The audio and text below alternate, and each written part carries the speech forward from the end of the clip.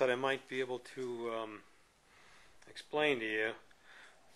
As you see here, when I put this, when I showed you my little model, I wasn't sure how I was going to do this, but I decided to put this on top so this fits in underneath it, and that's a good, there's probably a good 1.5 inches there that it's holding underneath, and that's where the your carpet calculations come in, because you've got your side panels got carpet going over the top, you've got this panel with 2 layers of carpeting, and then you've got this here with another layer of carpeting. So you've got, I think, almost a 1/2 inch that you've got to add on. So when I made these panels, the difference between the front panel and the side panel minus the thickness of this panel, I had to add on that 1/2 inch. So when I put this in here, it's a good snug fit. So that's my newest one. It's about 5.5 feet long, and it just about fits the table, and it works for me. I like the ones, I kind of like the ones with the PVC pipe where they go across the your whole table. You don't have to have any skirting or anything. But again, my big thing is the top. I want to have that top create that barrier, and we find ourselves leaning on it, and it holds up quite well. This is the one I showed you earlier. My first, I don't want to say the first one I made, but the first full-size facade for a tabletop. And when I made this, I wish I would have thought of having those strips on the top somehow and having this lock in, because what I did is I put the snap up here and a snap on the side, and these snaps are made for like tonneau covers or boat covers, canopies, and so forth, and that stuff gives a little. And so when you can line up the snap with that sort of thing, you got more play, you got more give, and it lines up a lot better. So this one I'll use in case of if I'm double booked at a wedding. This one's not bad. It's a nice, it works well.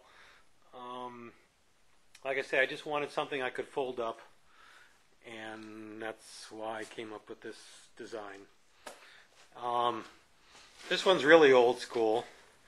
This was one of my other first ones. This is a plywood and OSB mix. It's 3 parts. It's the base, the tabletop, and then this facade type thing. Again, we've got some snaps on here. This thing comes off, and these sides, they fold down, and then the tabletop comes off. Get rid of this.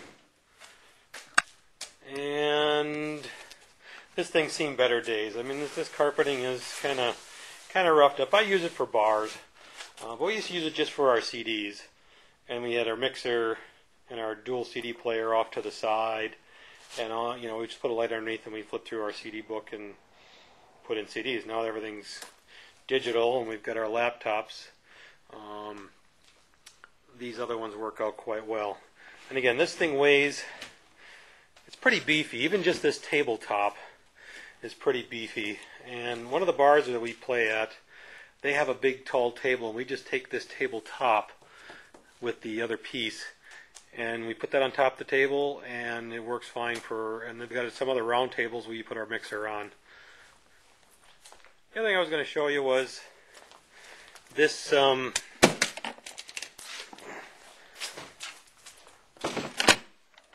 my lighting box, or lighting control box.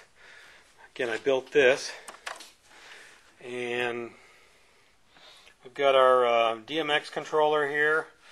We've got our Elation, I guess it's Light Co-Pilot 2, and then we've got our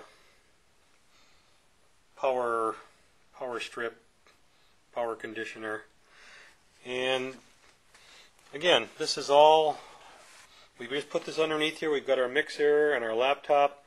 Again, I made a special thing there where the the cover comes off and it creates a resting spot for my laptop, and it connects right in the mixer, and we run the mixer on one side with the laptop and our lighting controller on the other side, and put our microphones in the middle, and like I said, we got our light here, everything we need. So that's about it. So work smarter, not harder. I actually had these carts I built. They were about the size of this table. Actually, this tabletop is left over from one of those, and I just made this base. But what it was the cart had the top panel. This is going to be hard to explain, but the cart had an open back, and this panel slid in when it was opened up and created the back side of the cart. And so when you pull the panel out of the back side of the cart, there we had shelves in there for all our lights. And so this part was on a hinge, and that flipped up, and then we had storage on the top, and then on the back side we had the shelves, and we used to put our lights in there and everything, and then folded this back down and took this piece here that was our back panel for our cart, and it created our facade. And I don't know, I was kind of proud of myself. I engineered this thing to store everything. It was like a dual purpose thing, but what it was kind of heavy, because once it was loaded up and everything, and it was like 3.5 feet long, I think, and like 3 foot tall. And every place you needed to use it, you needed a trailer to haul it, because you just couldn't get it in. I mean, you needed like 3 or 4 people to lift it into a van, and at that time I didn't have my van, so we used the trailer, and that's what we used on all our gigs.